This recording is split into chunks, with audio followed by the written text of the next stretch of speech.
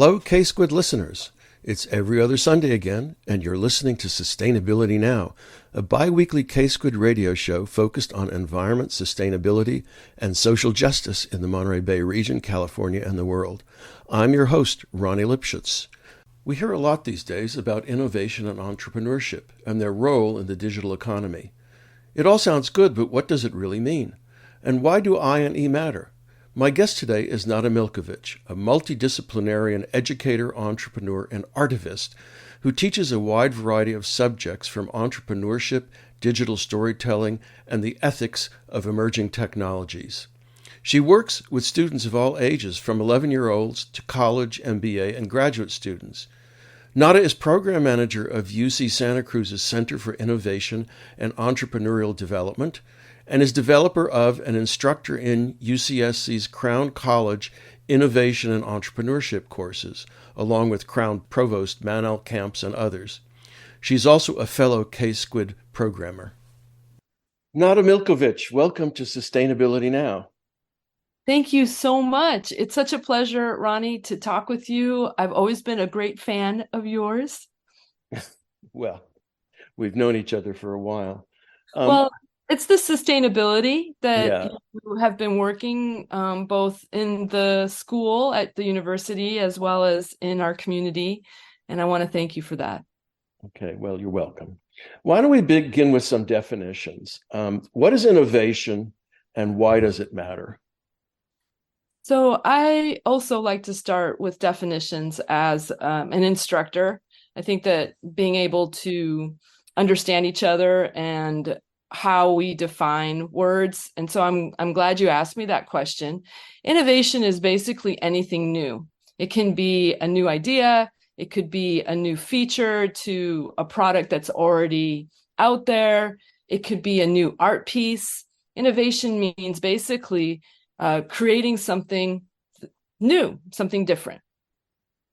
But does that mean that, some innovations produce negative outcomes? Right. I mean, we're not putting a value on it. Okay. Innovation just simply means something new. Of course, when we start talking about moral frameworks and then putting our innovations through some testing, yes, you're right. Some innovations should not be made. Frankenstein being the epic example of and which we actually teach in Crown College in our core. We have our incoming freshmen read Frankenstein because Crown is the science and technology and ethics. That's our theme, is the ethics of technology. And we attract many of the students that are planning to be scientists and engineers. They come to Crown College. And so we want them to speak with each other, and that's why we have core. And the reason we give them, we assign Frankenstein is because of that very simple idea that just because you can make something doesn't mean you should. Well, I've just read a book called Frankenstein. I can't remember the name of the author, but it's a sort of a riff on Mary Shelley's writing the book and then a contemporary version of the same thing. And the other thing I was thinking about is all of this uproar over artificial intelligence, threatening extinction. And I keep thinking biological intelligence hasn't done that well either. But why does innovation matter? Innovation, depending on how you want to slice it from an or lens, let's say, what lens do you want to use? From an economic point of view, innovation drives economic growth. Innovation can also improve quality of life, improve the living standards. It can solve wicked problems, societal challenges. It enables individuals and organizations to adapt and compete and thrive in what we know is a rapidly changing world in many different ways. Again, depending on what lens you're talking about, whether we're talking about the environment, whether we're talking about technology, and the threat of artificial intelligence. It's technology, I think, has actually helped speed up all kinds of things in the world, because we have instant messaging, and we have the entire library of the world at our fingertips on the internet. All of these things, I think, contribute to this feeling of rapid change. Well, I'm something of a technological Luddite, not in the sense of wanting to destroy things, but in the sense of trying to assess the social impacts of new technologies and innovations before actually acting on them. That, of course, does not happen, although with these artificial intelligence letters, which are surprising, that seems to be a desire. I mean, I think about nuclear weapons and the same kinds of letters that were written back in the 50s, well, in the 40s and the 50s, about that particular innovation. Well, we have a broad idea. Yeah, sorry, go ahead. Well, we talk quite a bit about the creation of the nuclear bomb and the use of it also in adjacent to Frankenstein, because that's another product that we could say that was made and shouldn't have been made, and has a lot of ethical implications around it. When they made it, they weren't even certain. There was a possibility that they were going to destroy the world, and they did it anyways. And there was a possibility it wouldn't work, right? I mean, right. So, well, we have a broad idea of what entrepreneur means, but over the past couple of decades, it's acquired a particular meaning in the context of Silicon Valley. So maybe you could, explain that to us as well. Well, I also would like to start with the definition of entrepreneur, just for our audience, so that we're all kind of on the same page of what I mean by it. It is a French word, and it brings two words together, entre and preneur, which means with and to bring together. So we have this between, bringing together. And so I think of the entrepreneur as somebody that brings an idea together with resources. Now, naturally, there's a lot of risk involved when you're doing that, which we'll talk about, I'm sure. But that, to me, is the most basic definition of what an entrepreneur does. They bring together the resources to create something innovative. And so entrepreneurism is something that I have to couch and give context to when I speak to my colleagues, such as yourself, because there has been a neoliberal definition that's been attached to it, and I don't bring that neoliberalism to how I discuss the word entrepreneur. My parents immigrated from the former Yugoslavia, a socialist communist country, where they were entrepreneurs. So I believe that entrepreneurs are everywhere. They're in every political system. They're people that bring things together. They're also people that look out at the world and see a problem and figure out the solution and who would best be served by that solution.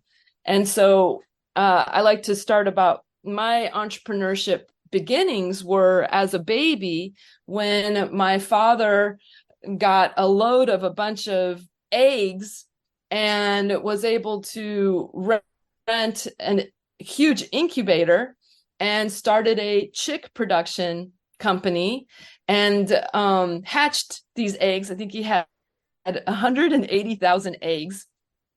And my mom would take the hatched eggs and sell them at the farmers markets that were all over Belgrade and the outlying villages of Belgrade. And that was how they were able to make enough money to be able to come to America. My dad had a full-time job, but the amount of income that people were getting at that time was to, barely cover their needs. They had 2 small children. And so they were able to have a very high quality of life. But there was no savings involved. There's no way they were going to be able to make enough money to actually buy 4 plane tickets from Belgrade to Chicago. And so I'm here because my parents were and continued to be entrepreneurs when they came into this country. So it's also going back to the definition of entrepreneur.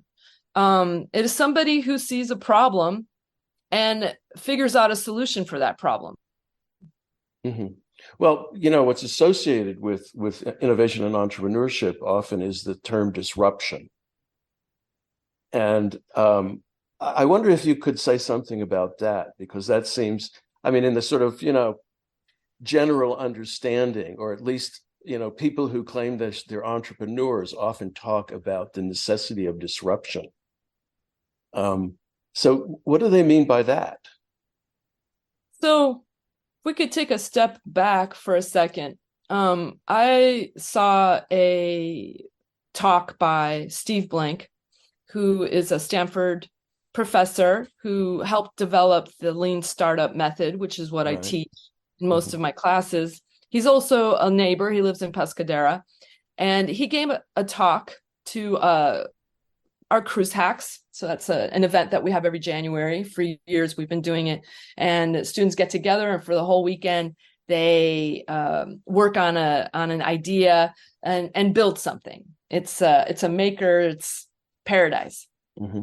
So Steve was the keynote speaker for that. And he argued that to be an entrepreneur, you have to be an artist, because you have to be able to see something that no one else sees. And you need to be able to come up with a solution that no one else, comes up with, because they don't even see the problem.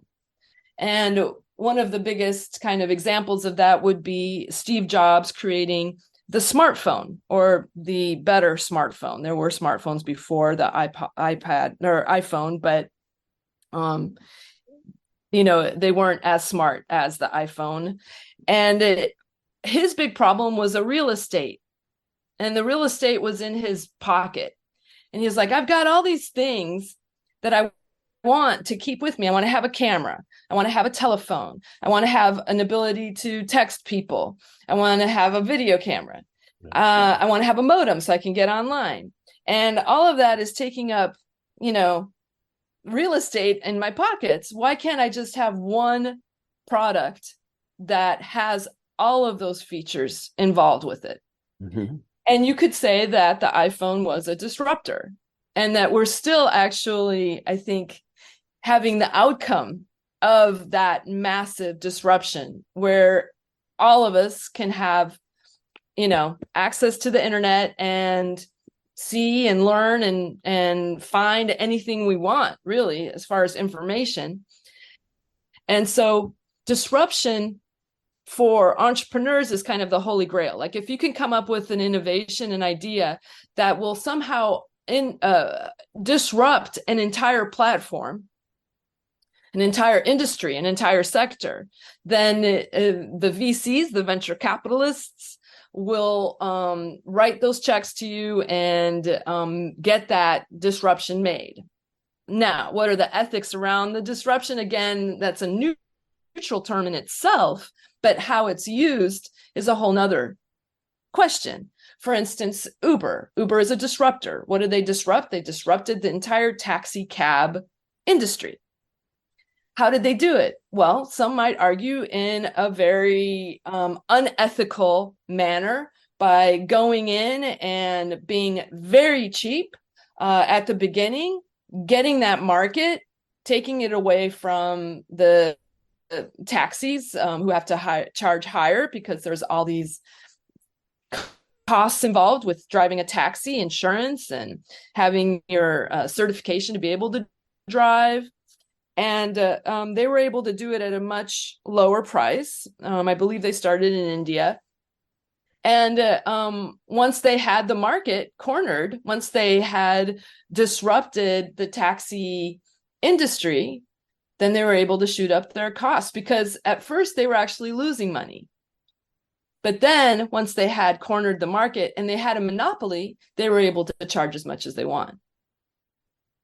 So Go on. Well, again, it's that idea that disruption itself is a neutral term. How the disruption is actually implemented, and at what effect. And if we start thinking systems thinking, like ecosystem, what is the entire ecosystem that you're disrupting? It may be that you shouldn't be disrupting it.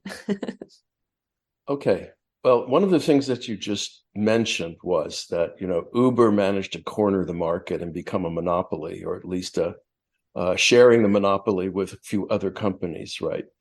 And we've been taught, of course, that monopolies are a bad thing, right? That what monopolies do is once they control a market is they can jack up prices because you have no alternative.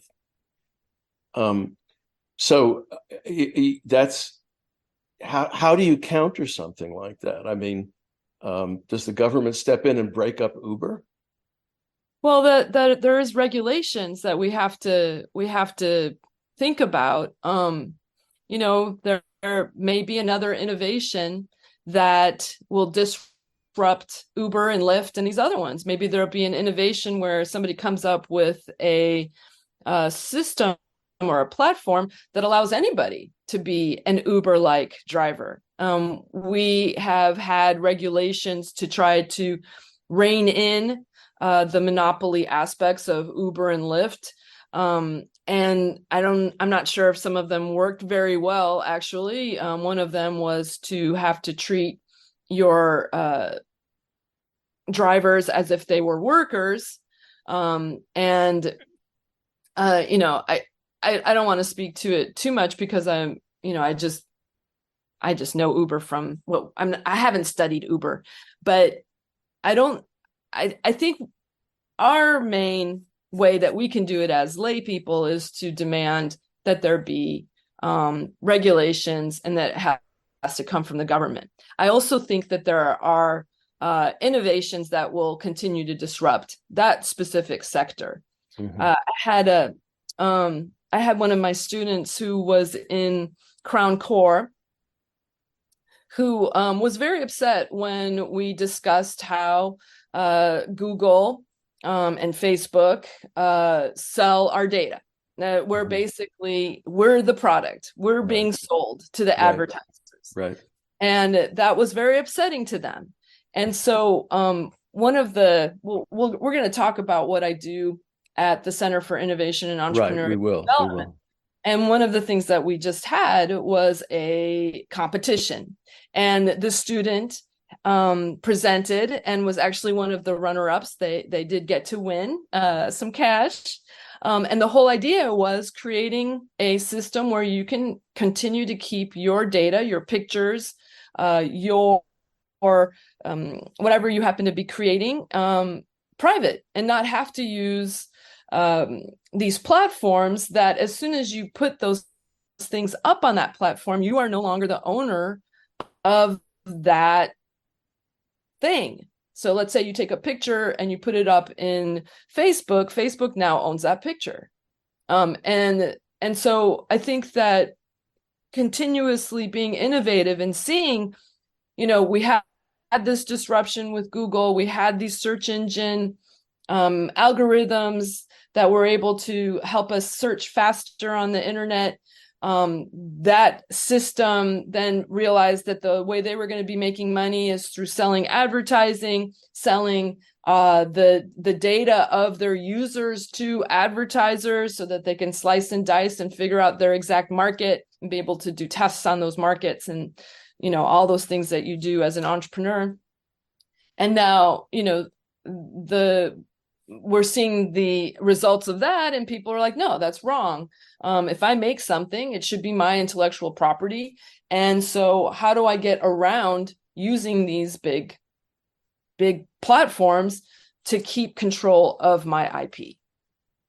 In this case, you're defining intellectual property as what we in our everyday life do, right? Mostly on these platforms. I mean, the thing is that if you take those away, it will become impossible to do those kinds of things, and therefore the intellectual property will not be produced. I mean, there's that contradiction, right?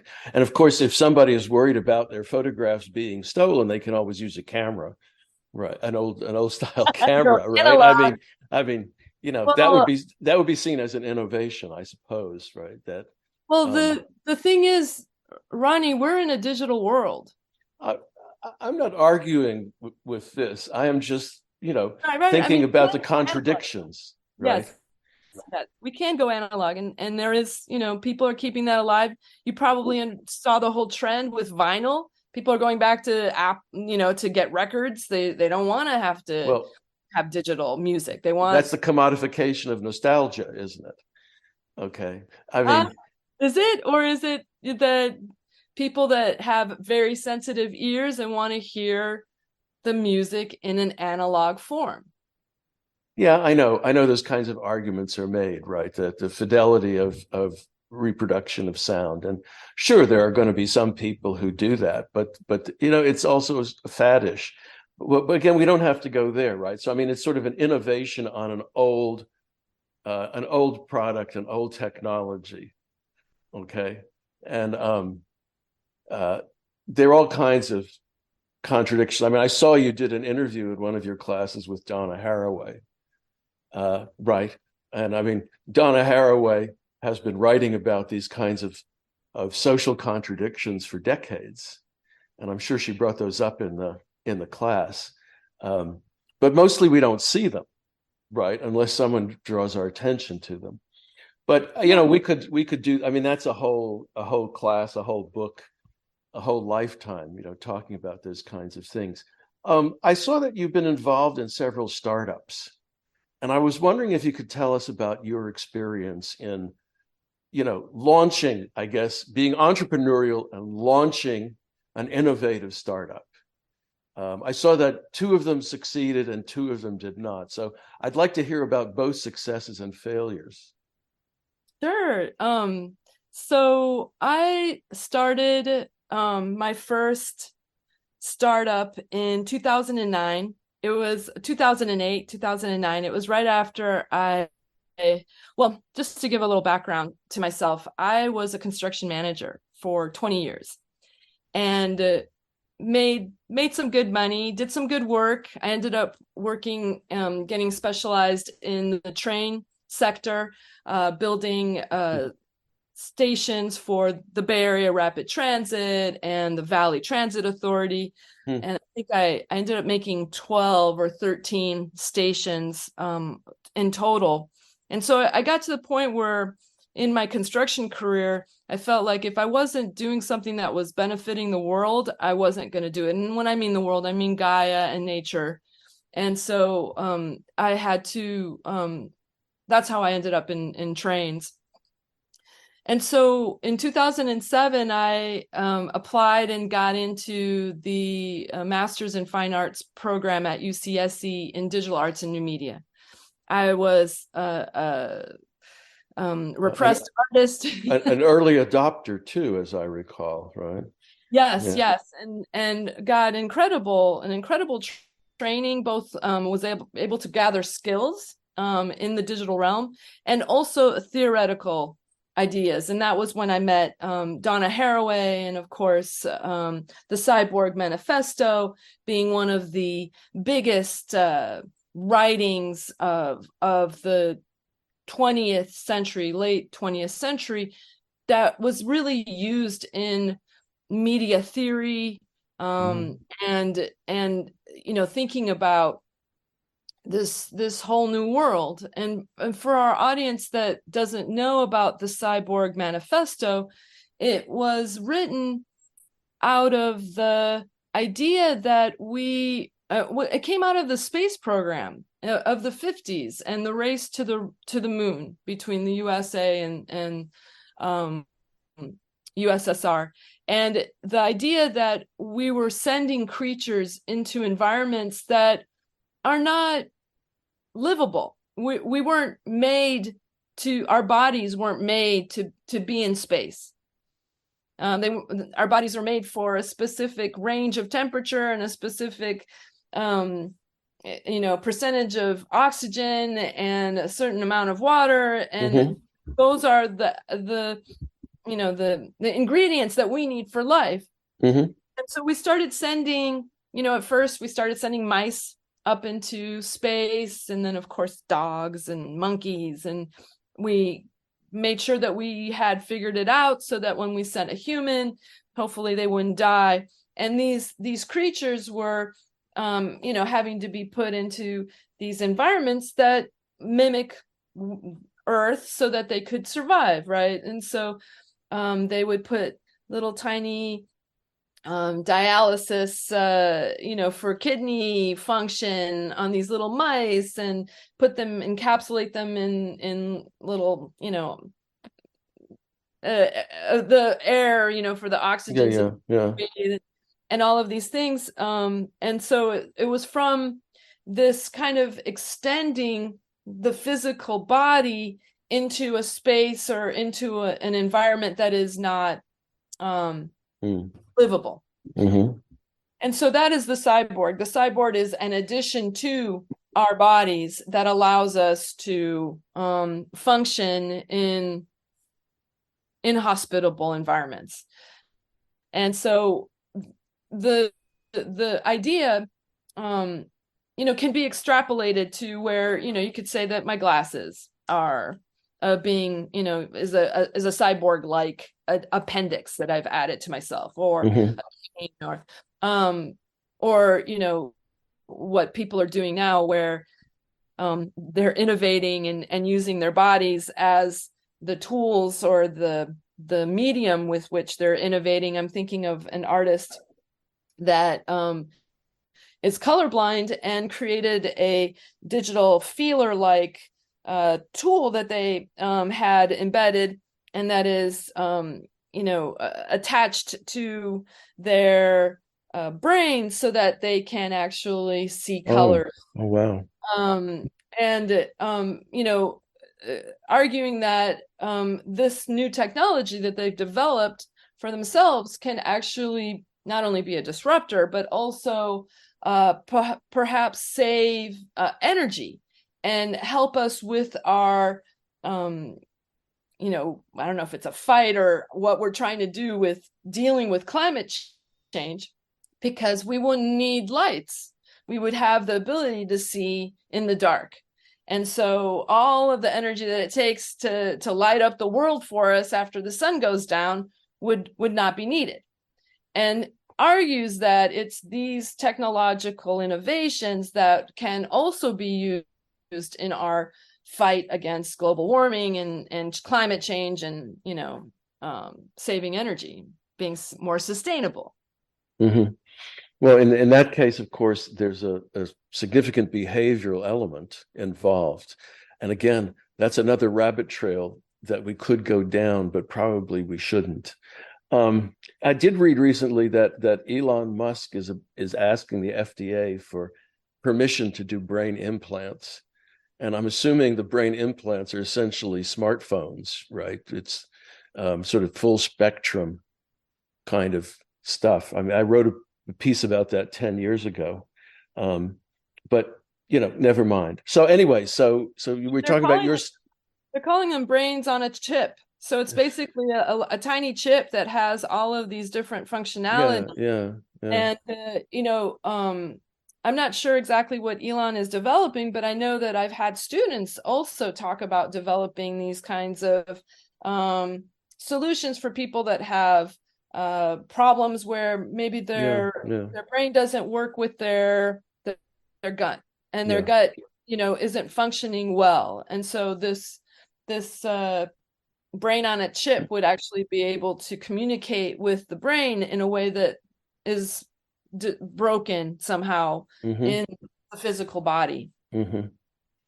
We were talking about your startups, and we got sort of distracted. So let's get back to that. Okay. So I made the vow to myself that once I got my degree at UCSC, that I would no longer do the construction world. It wasn't feeding my heart, it wasn't feeding my soul. I wanted to do something that I felt was bettering the world. And so we started a media company, and we had one group of people, and I learned a lot about how to start a company. I was very blessed to have started it at Next Space, which in 2008 was one of the first co-working spaces I had Right. ever heard of in the world, probably. Hmm. That was started with Jeremy Neuner and our former super um Yeah, I remember. I can't remember his name either, yeah, but I he remember Next Space. Yeah, Ryan Coonerty. Ryan Coonerty. Yeah. And they along with some other partners started this co-working space, and they really attracted the entrepreneurs. They had this co-working space where you rented a room. It was a subscription type revenue, and then you had the cooler and the printer and the refrigerator and all of these different amenities that are really helpful for people, like a beautiful conference room that you could bring your clients to and not have to, rent an entire space with the conference room. You could see how that would save costs for a, a startup, an entrepreneur. And part of what they did was also they would have these brown bag startup nuts and bolts of starting your own business. And they would have all different kinds of themes, from how you use these different tools to validate your business idea, to how do you do accounting, how do you stay up with the regulations that the federal or the state government have for startups, or how do you I remember one that was really interesting was, what's the psychology of getting your customer to pay you as a freelancer? So we had all of these really great educational events and these luncheons, and we really formed a strong community that I still feel very bonded to. Hmm. And so we started maybe a little too big with the first company. There was 4 co-founders that had not been vetted maybe by each other as much as we have. I always tell my students, when you're writing a partnership agreement, make sure you have an exit strategy, so that when you don't love each other anymore, because at the first you're in love, you're like, oh, we're together, we're making this beautiful thing, and then something happens, life, and then you're not so happy with each other, and that's when you're trying to come up with, well, how do we break up, right? So you always want to make sure that exit strategy is in your contract and is agreed upon from the very beginning, because you want to be able to cover yourself when maybe people aren't in love with each other anymore. It is the biggest risk for an entrepreneur, is to partner with somebody else. And then we tried the remaining, tried to continue working on that. And I ended up realizing that I really needed to go out on my own. And I started my company called Artist on Art, which has basically media making, content making, education, and helping people create what they needed with using digital tools. Hmm. I just am putting that business aside because I've been really focusing on my second startup, which began in the beginning of COVID. My co-founder, Toby Corey, and I started this program where we connect college students who have digital skills, because they are born into the digital world and are, know very well how to use the tools.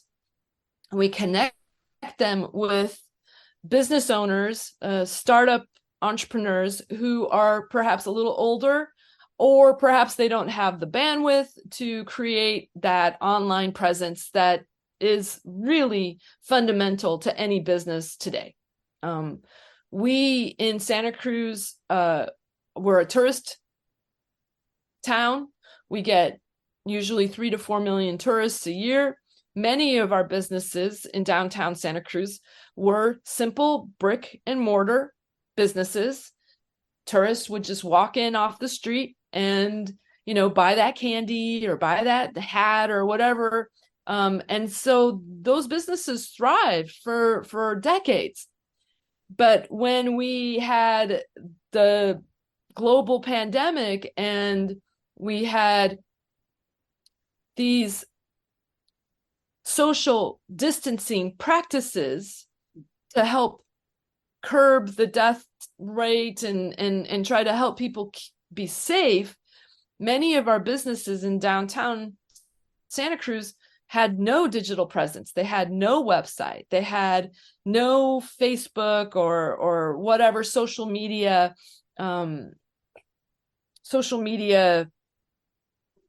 profiles, so that when social distancing practices were put into place, their revenue streams came down to nothing. They were completely constricted. Yeah. And so Toby connected the dots. He knows that there's students that have these incredible skills. He knows that there are these clients, potential clients. There's a market that was going to be needed very quickly. And so he called me and said, because I was already teaching at UCSC in entrepreneurship, he said, hey, I've got this idea. I reached out to the best students that I'd had for the previous 2 quarters, invited them to come and create this class with me. We co-created. There was 10 students and myself, and we co-created the Get Virtual platform. Mm-hmm. We had our first client was the Pacific Trading Company.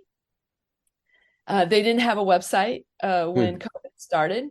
And what was interesting about the Pacific Trading Company is that they have no interest in having an e-commerce website, because naturally people would immediately think, oh, you'll just put up all your products on the internet and sell it that way. That's not how that's not the ethos of the Pacific Trading Company. They are a personal shopping business. They have the merchandise curated for their market, for their customers. I am a huge lover of the Pacific Trading Company. They have been gathering who are my favorite designers and will call me when my designer is on sale to come down and that they have my size. So they know what size, they know what colors I like, they know what I like to dress in.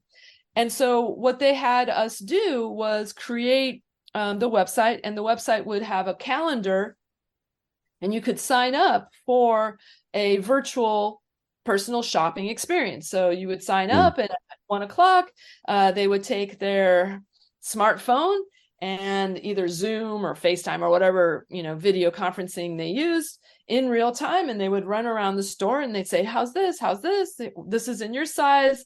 This will go well with this. They would do their personal shopping. The person would pay for it over the phone and drive up to the curb and get their products. Mm-hmm.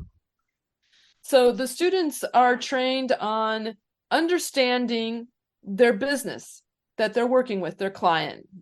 For instance, like I said, the Pacific Trading Company, they didn't want to do an e-commerce website. Of course, we have other businesses that wanted to get their products into the virtual realm as quickly as possible, so that they can selling it. And so we also build e-commerce websites, of course. But the students we have a process that was created. The students have an interview. They have a script. They talk to the potential customers. They find out what their needs are. They come back. They ask the team, do we have, they figure out what the scope of work is. What is it that the client needs? They come back. They ask the team, do we have the skills needed to give an outstanding service to this person, to this business? If yes, Then the team creates a contract. They propose it. The customer says yes or no. They change it or they sign it, and then the students create whatever is in that scope of work with an associated schedule. Mm-hmm. And we've been doing that since March of 2020. Mm-hmm. And we've had nearly 250 businesses that we've built websites for, and social media campaigns where we create social media profiles for the business. And we work very closely to be able to get them what they need, what will help them grow their business.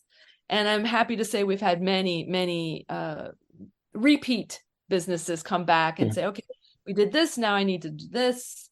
And so we're really excited about that. We've had over 300 students go through our program. We also created a Coursera course through UCSC, so anybody can take the class for free. The big difference is in our classes, we do outreach. We help connect the student teams with a customer or a client, and in the Coursera, there is no bench. Sure. It's all asynchronous Sure. on their own, and so they have to either come up with their own client or actually create a website for themselves. So they are, in essence, their client. Well, we were going to talk about the Center for Innovation and Entrepreneurial Development, where you're program manager, right? What does the center do, and does it have a relationship with the Crown program? So the center, we call it SEED, the Center for Innovation and Entrepreneurial Development. I'm the project manager for it. I work with Manel Camps. Manel is the faculty director for the center. The center began 50 years ago with 15. Rapinder 50. 50. It was created in the late 70s, nearly 50 years.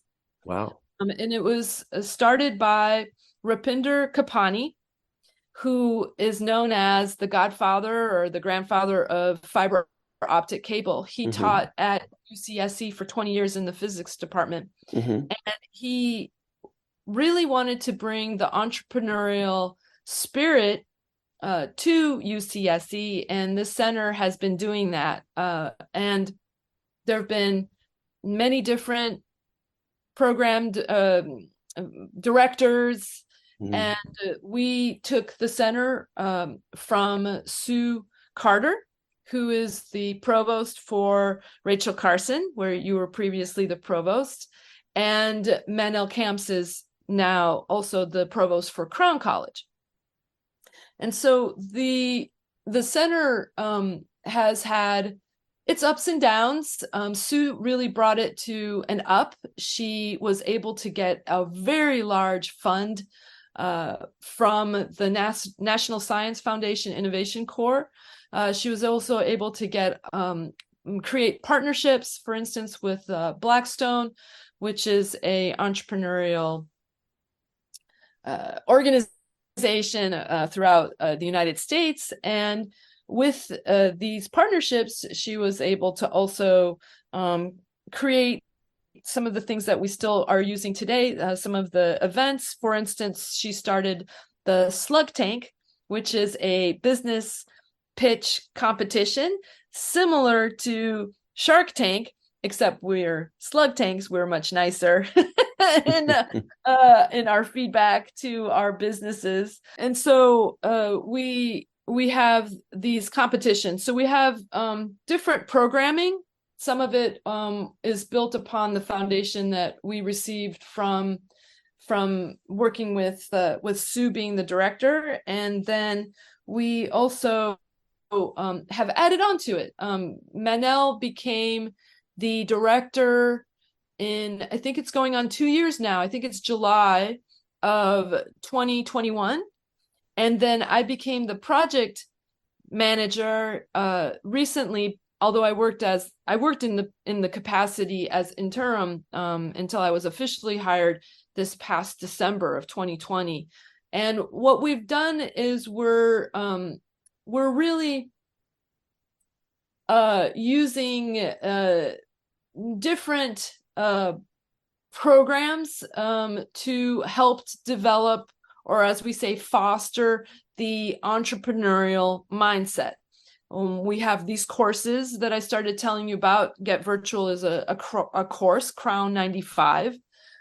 We've created 7 different entrepreneurial classes.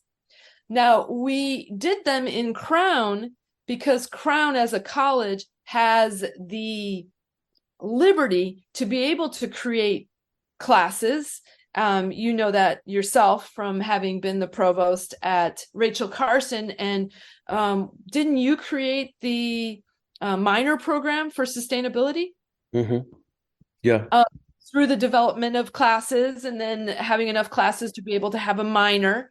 So students that go to UCSC can get a minor in sustainability through the Rachel Carson College.